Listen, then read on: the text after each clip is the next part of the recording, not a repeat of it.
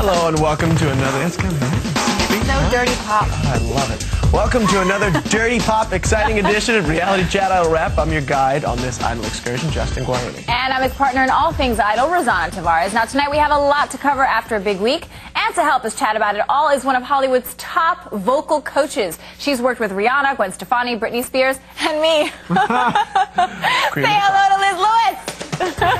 Hey. How are you? I want good applause, damn it. Thank you. Nice to have you. Hello. Hello, darling. So let's talk. Let's get right into it. What'd you think of the second Beatles week this week? I was kind of sorry. I love the Beatles. I'm a big fan, but 2 weeks in a row? Why didn't they separate them at least? Yeah, I think maybe they had some mentor issues. I think something fell through. That's a rumor, though. Just a rumor. You know the underside, the underbelly. Yeah, I mean, I also know for a fact that Nigel has been dying to get his hands on those Beatles songs, and it's been a while, so I think they just were so excited that they went there. They were like, let's do 2 weeks of this. Although I have to say, I mean, why would Simon say Blackbird isn't a good song?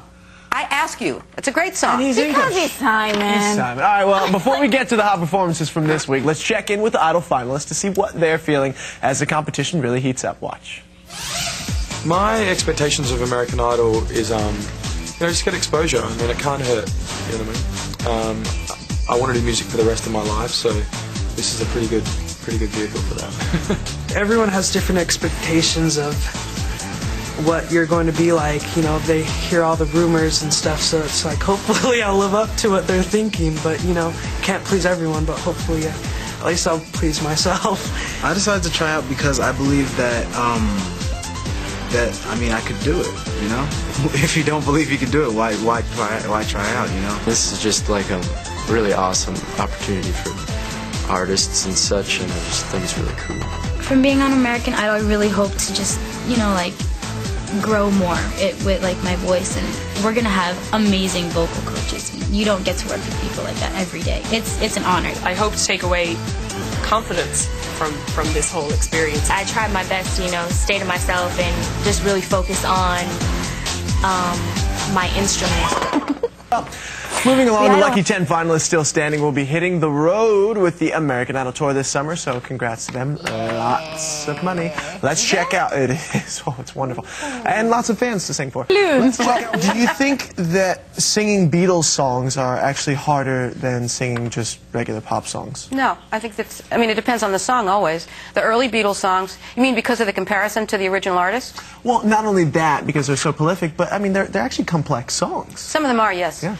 I don't think they, for the most part, except for the big group song, that the songs were that complicated. The big group song was really pretty spectacular.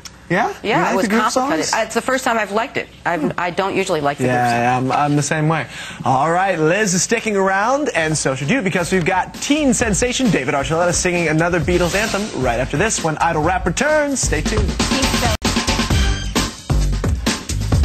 Welcome back to the second best Idol Hour next to AI itself. We are Idol Wrap, and I am Justin Guarini. We know our place. Second best. Second best. I'm Rosanna Tavares, and our guest tonight is celebrity vocal coach Liz Lewis. Together, we're recapping the most talked about moments from American Idol this week. And who better to talk about than David Archuleta. That guy. After forgetting the words last week, David really pulled it together for a great rendition of The Long and Winding Road this week. Watch. It always leads me here, lead me to your door. Okay, obviously he's great, he's seasoned, he knows what he's doing. Is it wrong that when I watch him, I kind of want to hold him in my arms, feed him, and burp him? That is so wrong, yes. Is it so wrong? Totally wrong. Maybe it's just a maternal instinct. I think that's a good thing. And then instead of singing to him, he can sing to me. Liz, in the rocking chair. What'd you think of old David there, Liz? I love him. I've loved him every week, even when he forgot the words. I think he's charming. He's genuine. His eyes water. I love everything about him. He's got a gorgeous voice. Wonderful. Now, do you think that, I mean, his consistency is going to carry him through? I mean, or do you think people just be like, oh, he's great, we don't need to vote for him? You know, I think it's going to matter how much he changes it up. If we see the same guy every week, week after week, it may be a little tiring. Yeah. But if he comes alive and does more stuff, you know, if he changes it up and changes styles and tempos. It's also viewership. I mean, a lot of different people of different ages watch the show, but let's face it, a lot of young girls watch the show, and David, David is a cutie, and they're going to vote for him. He's already got a huge They may fan not base. want to burp him, but... Last week on Idol Wrap, we checked in on Sanjay's biggest fan, the crying girl, Ashley Furrow. There she is in all of her tiered glory. Well, a little birdie told us that American Idol execs gave Ashley tickets to the show next Tuesday night. So be sure to watch for the crying girl in the audience so we can see which of the top 10 she'll latch onto this season. You know my guess? Either David Archuleta or Jason Castro. We are on the same page, Justin. 100%? We are. So we'll hook them up with some Kleenex, and they can pass it on to her.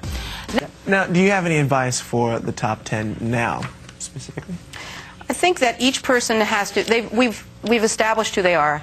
We have ideas about their strengths and their weaknesses. Now they have to really up their game, really bring, it's kind of like the difference between Kat last time we saw her and on the show. You have to really grow and grow into your personality and really become the artist.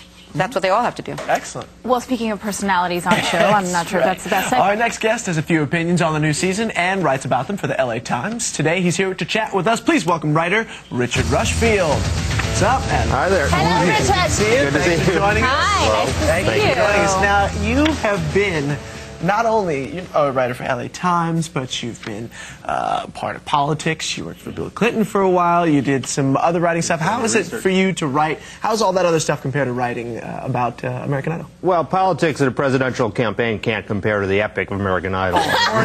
This is the great story of our times, and this is what my whole career has been building up to.